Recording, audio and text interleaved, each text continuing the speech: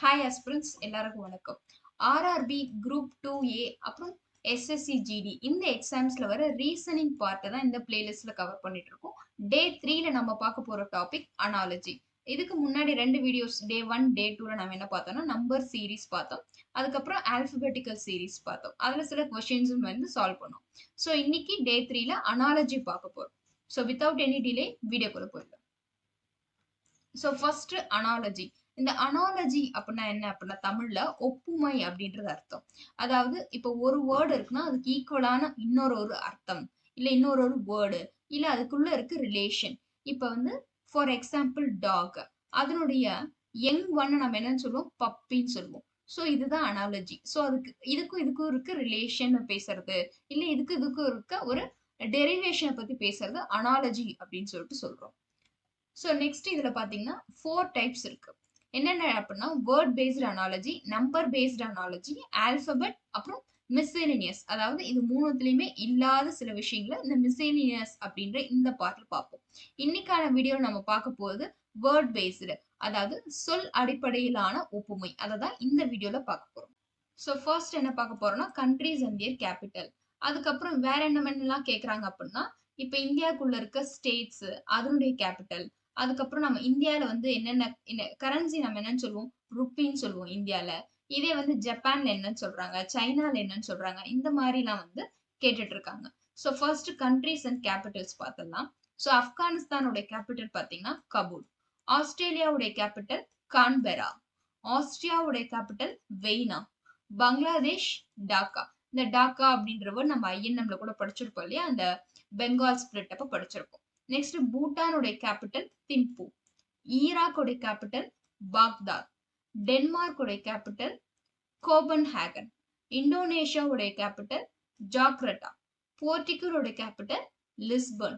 Next ஸ்ரீலங்காவுடைய capital Colombo அப்படின்னு சொல்லலாம், இல்லைன்னா வந்து ஸ்ரீ ஜெயவர்தனபுரம் கோட்டா அப்படின்னு சொல்லிட்டு சொல்றாங்க.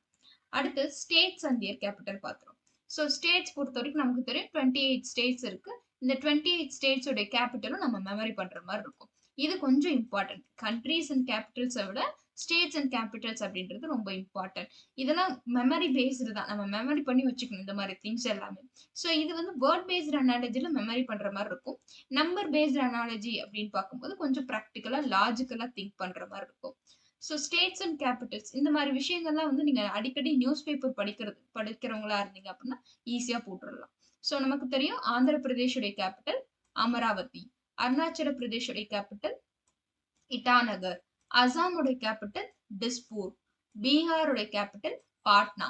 சத்தீஸ்கர் ராய்ப்பூர். கோவா பனாச்சி. குஜராத் காந்தி நகர். ஹரியானா சண்டிகர். ஹிமாச்சல் பிரதேஷ் ஷிம்லா. ஜார்க்கண்ட் ராஞ்சி. இந்த மாதிரி 28 கேபிட்டல்ஸுமே இந்த வீடியோல கொடுத்துருக்கேன். நீங்க ஸ்கிரீன்ஷாட் எடுத்து மெமரி பண்ணிக்கோங்க. இதுல ரொம்ப இம்பார்ட்டன்ட் இது அப்படின்னு பாத்தீங்கன்னா இந்த மணிப்பூர் அப்படின்றது ரொம்ப இம்பார்ட்டன்ட். ஏன்னா ரீசெண்டா அங்க வந்து சில இஷ்யூஸ் எல்லாம் நடந்தது இல்லையா, ஸோ அது கேட்கறதுக்கான சான்சஸ் இருக்கு. அதுக்கப்புறம் பஞ்சாப், இதுவும் இம்பார்ட்டன்ட். ஏன் அப்படின்னா இது வந்து ஒரு ஜாயிண்ட் கேபிட்டல். சண்டிகர் அப்படின்றது ஒரு ஜாயிண்ட் கேபிட்டல். 2 ஸ்டேட்டுக்கு ஒரே கேபிட்டல், விச் மீன்ஸ் பஞ்சாபுக்கும் அதுக்கப்புறம் ஹரியானாக்கும் சண்டிகர் அப்படின்றதான் கேபிட்டல். ஸோ இது ரொம்ப இம்பார்ட்டன்ட். அதுக்கப்புறம் மணிப்பூர் ரொம்ப இம்பார்ட்டன்ட். மீது எல்லாமே நமக்கு மெமரி பண்ணிக்கலாம். ஸோ ஸ்கிரீன்ஷாட் எடுத்துட்டு எழுதி வச்சுக்கிட்டு மெமரி பண்ண ஸ்டார்ட் பண்ணுங்க. Next sum important countries and their currency. So நமக்கு தெரியும் இந்தியாவில் என்னன்னு சொல்லுவாங்க, ருப்பி அப்படின்னு சொல்லுவாங்க. ஸோ இந்த மாதிரி ஒவ்வொரு கண்ட்ரிலையும் என்னென்ன சொல்றாங்க அப்படின்னா யுஏஇல என்ன சொல்றாங்கன்னா டிஹாரம் அப்படின்னு சொல்றாங்க. யுஎஸ்ஏல டாலர் அப்படின்னு சொல்றாங்க. டர்க்கியில லிரா அப்படின்றாங்க. ஜெர்மனில மார்க். அப்புறம் ஜப்பான்ல என். கிரீஸ்ல டிராச்மா. அர்ஜென்டினால பெசோ. ரஷ்யால ரோபோல்.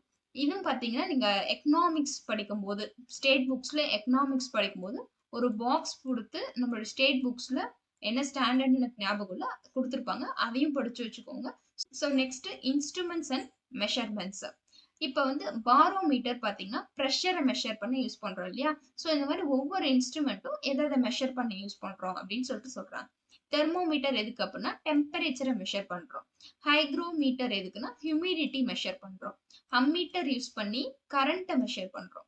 செஸ்மோகிராஃப் யூஸ் பண்ணி எர்த்குவாக் மெஷர் பண்றோம். அனிமோமீட்டர் யூஸ் பண்ணி விண்ட மெஷர் பண்றோம். நெக்ஸ்ட் பேலன்ஸ் எதுக்கு வந்து பேலன்ஸ் யூஸ் பண்றோம் அப்படின்னா மாஸுக்கு. நெக்ஸ்ட் டாசியோமீட்டர் எதுக்குன்னா ஸ்டெயின்ஸ். ஸ்பைக்னோமோனோமீட்டர் எதுக்குன்னா பிளட் பிரஷர். இது இம்பார்ட்டன்ட். இந்த பிளட் பிரஷர் டேர்ம் இம்பார்ட்டன்ட். ஏன்னா மத்ததெல்லாம் கூட ஓரளவு கெஸ் பண்ணி போடுற மாதிரி இருக்கும். இது கொஞ்சம் டிஃப்ரெண்டா இருக்கு இல்லையா, அது இம்பார்ட்டன்ட். நெக்ஸ்ட் ஓடோமீட்டர், இதுவும் ரொம்ப important. Speed, scale, length, screw gauge, thickness. நம்ம இதெல்லாம் ஸ்கூலிங்லேயே படிச்சதுதான். So next animal and their young one. அதாவது ஒரு அனிமல் அதனுடைய இளமை பருவத்துல அது இருந்துச்சு அப்படின்னா அதை நம்ம என்னன்னு சொல்றோம் அப்படின்னு சொல்றாங்க. கேட் அப்படின்னா கிட்டன். ஃப்ராக் அப்படின்னா என்னது, டாட்போல். ஸ்டாக் அப்படின்னா ஃபார்ம். டீர்னாலும் ஃபார்ம் தான். அப்ப ஃபர்ஸ்ட் ஸ்டாக்னா உங்களுக்கு என்னன்னு தெரிஞ்சுக்கணும். ஸ்டாக்னா ஒண்ணும் இல்ல, மான். அததான் வந்து ஸ்டாக் அப்படின்னு சொல்லிட்டு இங்கிலீஷ்ல சொல்றாங்க. ஸோ ஸ்டாக், டீர் இது எல்லாத்துக்குமே யங் ஒன் என்னன்னு சொல்றோம், ஃபேம் அப்படின்னு சொல்றோம். நெக்ஸ்ட் ஸ்வான் அப்படின்னா சிஜ்னட் அப்படின்றாங்க. ஹார்ஸ் உடைய கோல்ட் இல்லைன்னா ஃபில்லி அப்படின்னு சொல்றாங்க. இது என்னன்னு சொல்லுவாங்க, என்னன்னா போனி அப்படின்னு சொல்லுவாங்க. PONY. ஹார்ஸ் உடைய யங் ஒன்ன கோல்ட்னு சொல்லலாம், ஃபில்லின்னு சொல்லலாம். நெக்ஸ்ட் போனி அப்படின்னு சொல்லலாம். நெக்ஸ்ட் டக் அப்படின்னா யங் ஒன்னு டக்லிங் அப்படின்றோம். பட்டர்ஃப்ளை யங் ஒன்னு கேட்டபில்லர் அப்படின்றோம். Hen chick, deer cub, dog puppy. இது ரொம்ப எல்லாருக்கும் தெரிஞ்ச விஷயம் இல்லையா. நெக்ஸ்ட் லயன் இல்லைன்னா டைகர், ரெண்டுத்தோட யங் ஒன்னு என்னன்னு சொல்றோம், கப் அப்படின்னு சொல்றோம். பியருக்கும் கப்புன்னு தான் சொல்லியிருக்கோம். ஸோ பியர், லயன், டைகர் மூணுத்தோட யங் ஒன் என்னன்னு சொல்றோம், கப் அப்படின்னு சொல்றோம். அடுத்தது ஷீப், லேம்ப் அப்படின்னு சொல்றோம். இன்செக்ட் அப்படின்றத யங் ஒன்ன லார்வா அப்படின்னு சொல்றோம். So next individual and their classes. Butterfly அப்படின்றது ஒரு பூச்சி வகையை சார்ந்தது, அப்ப அது இன்செக்ட் அந்த கிளாஸ்ல வரும். நெக்ஸ்ட் ஃப்ராக் அப்படின்னா ஆம்பிபியான். ஆம்பிபியான் என்ன, நிலத்திலையும் வாழும் நீர்லயும் வாழும். அந்த அனிமல்ஸ் ஆம்பிபியான்ஸ் அப்படின்னு சொல்லுவாங்க. ஃப்ராக் அப்படின்றது ஒரு ஆம்பிபியான் அப்படின்றாங்க. ஆஸ்ட்ரிச் அப்படின்றது ஒரு பேர்ட். ஸ்னேக் அப்படின்றது ஒரு ரெப்டைல் வகையை சார்ந்தது. அதாவது ஊர்வன அப்படின்னு சொல்லுவாங்க இல்லையா தமிழ்ல, இங்க இருக்கு பாருங்க ஊர்வன. அதை வந்து ஸ்னேக், ஸ்னேக் வந்து அந்த வகையை சார்ந்தது. நெக்ஸ்ட் மேன் அப்படின்றது ஒரு மேமல். கப் அப்படின்றது கிராக்கரி. வேல் அப்படின்றது மேமல் தான். சோ மேமல் அப்படின்னா என்னது, ஒரு பாலூட்டி அப்படின்னு அர்த்தம்.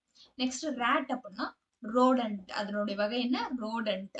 லிசார்ட் அப்படின்னாலும் ரெப்டைல் தான் அர்த்தம். சோ ஊர்ந்து சொல்றது எல்லாமே ரெப்டைல் வகையில சேர்த்ததும். பாலூட்டிகளை வந்து நம்ம மேமல் அப்படின்னு சொல்லுவோம். இல்ல டிஃப்ரெண்டா இருக்கு ரேட், இதை அப்ப நோட் பண்ணி படிச்சு வச்சுக்கணும். ரேட் அப்படின்னா ரோடன்ட் அப்படின்றது மீனிங். இதுதான் வேர்ட் பேஸ்ட் அனாலஜி. இன்னும் நிறைய எக்ஸாம்பிள்ஸ் நீங்க RS அகர்வால் அந்த புக்கை ரெஃபர் பண்ணி படிச்சு வச்சுக்கோங்க. அனாலஜில இருந்து கண்டிப்பா ஒரு 3 to 4 கொஸ்டின்ஸ் வர சான்சஸ் இருக்கு. இம்பார்ட்டன்ட் பாத்தீங்கன்னா அந்த வேர்ட் பேஸ்டு அனாலஜில ஸ்டேட்ஸ் அண்ட் கேபிட்டல், அப்புறம் கண்ட்ரீஸ் அண்ட் கரன்சி, இதெல்லாம் வந்து ரொம்ப இம்பார்ட்டன்ட். அதை படிச்சு வச்சுக்கோங்க. So next class number based அனாலஜியை பார்க்கலாம். தேங்க்யூ. இன்னும் இந்த மாதிரி நிறைய யூஸ்ஃபுல்லான வீடியோஸ்க்கு சேனலை சப்ஸ்கிரைப் பண்ணுங்க. மறக்காம உங்களை மாதிரி இருக்க நிறைய ஆஸ்பிரன்ஸ்க்கு வீடியோவை ஷேர் பண்ணுங்க, லைக் பண்ணுங்க. தேங்க்யூ.